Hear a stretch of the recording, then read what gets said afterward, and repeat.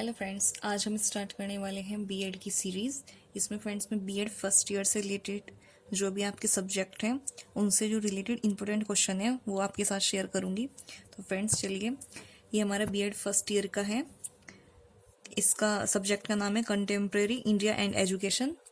तो चलिए फ्रेंड्स, इसमें जो मोस्ट इंपॉर्टेंट क्वेश्चंस हैं, आज मैं पहला क्वेश्चन लेके आई हूँ जो कि 4 मार्क्स में हमेशा पूछा जाता है। इसके चांसेस एक तरह से बहुत ज़्यादा रहते हैं। तो चलिए शुरू करते हैं इसको। इसका फ्रेंड्स आप लिखने का तरीका देख लीजिए। 4 नंबर में आपको कितना लिखना है, ये मैंने हेडिंग बना बना के लिखा है। मैं आपको पहले दिखा देती हूँ, यहाँ तक, ठीक है। बाकी आप अपने हिसाब से इसको एडजस्ट कर सकते हैं। तो चलिए शुरू करते हैं। तो क्वेश्चन फ्रेंड्स ये है, बोधकालीन शिक्षा की प्रमुख विशेषताएं लिखिए। ये 4 मार्क्स में आया हुआ है। तो बोधकालीन शिक्षा की निम्नलिखित विशेषताएं, पहले आप उसकी हेडिंग्स बता दीजिए।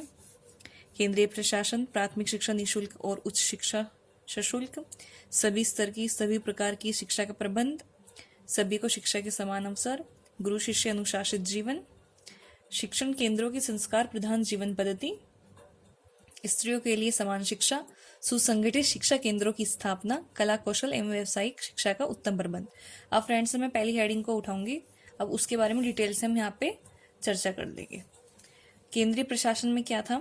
वैदिक काल में शिक्षा गुरुओं के व्यक्तिगत नियंत्रण में थी। बौद्ध काल में यह संघों के केंद्रीय नियंत्रण में हो गई, जिससे शिक्षा के स्वरूप में एक रूपता आई और उसका प्रशासन सुचारू रूप से हुआ। इतना क्लियर है फ्रेंड्स।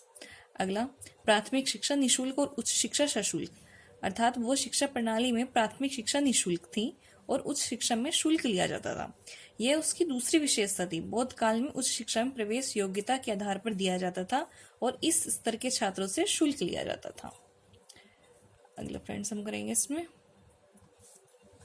सभी स्तर की सभी प्रकार की शिक्षा का प्रबंध। फ्रेंड्स, बौद्ध शिक्षा प्रणाली में दोनों स्तरों की और उच्च स्तर पर भी सभी प्रकार की शिक्षा का प्रबंध मठों एवं विहारों से शुरू किया गया। सभी को शिक्षा के समान अवसर, ये अगली हेडिंग है हमारी। बौद्ध शिक्षा प्रणाली में सभी वर्णों के बच्चों को उनकी योग्यता के आधार पर शिक्षा प्राप्त करने का अधिकार दिया गया। इस प्रणाली में जाति और लिंग के आधार पर कोई अंतर नहीं किया गया था।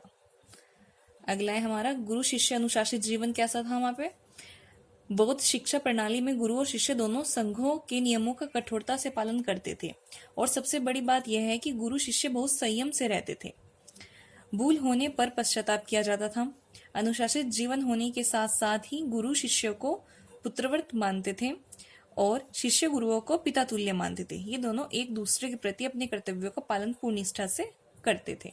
इसलिए फ्रेंड्स ये हमारी 5 हेडिंग कंप्लीट हो गई। अगली हेडिंग देखते हैं हम, शिक्षण केंद्रों की संस्कार प्रधान जीवन पद्धति।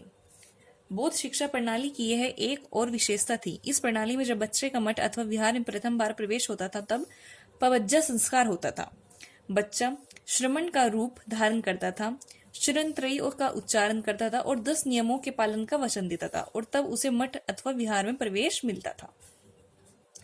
स्त्रियों के लिए समान शिक्षा की व्यवस्था थी। बौद्ध शिक्षा प्रणाली में स्त्रियों को पुरुषों की भांति किसी प्रकार की शिक्षा प्राप्त करने का अधिकार था। अगला, सुसंगठित शिक्षा केंद्रों की स्थापना थी वहां पे। इसके बारे में डिटेल से देखते हैं। हमारे देश में विद्यालय शिक्षा और कक्षा शिक्षण का शुभारंभ बौद्ध शिक्षा प्रणाली में हुआ था। उस काल के मठ और विहार आज के विद्यालयों के रूप में विकसित हुए थे। इतना ही नहीं, अपितु शिक्षा प्रणाली में उच्च शिक्षा के लिए विश्वविख्यात विश्वविद्यालयों तक्षशिला, नालंदा और विक्रमशिला आदि का निर्माण भी हुआ था, जिनमें देश विदेश के छात्र उच्च शिक्षा ग्रहण करते थे। कला, अगली हेडिंग है फ्रेंड्स, कला कौशल एवं व्यावसायिक शिक्षा का उत्तम प्रबंध। बौद्ध शिक्षा प्रणाली में कला कौशलों, व्यवसाय और भवन निर्माण विज्ञान तथा चिकित्सा विज्ञान की शिक्षा की उत्तम व्यवस्था थी। तो फ्रेंड्स ये इतना आप 4 नंबर में आराम से इसको लिख के आ सकते हैं। बाकी फ्रेंड्स इसमें आपको कुछ और ऐड करना चाहिए, कम करना चाहिए, आपकी इच्छा है। तो फ्रेंड्स ये हमारा बीएड फर्स्ट ईयर का जो एक सब्जेक्ट है हमारा, इसमें कंटेम्प्रेरी इंडिया एंड एजुकेशन का एक क्वेश्चन मैंने कंप्लीट कराया है। तो फ्रेंड्स वीडियो कैसी लगी जरूर बताना। Thank you for watching this video.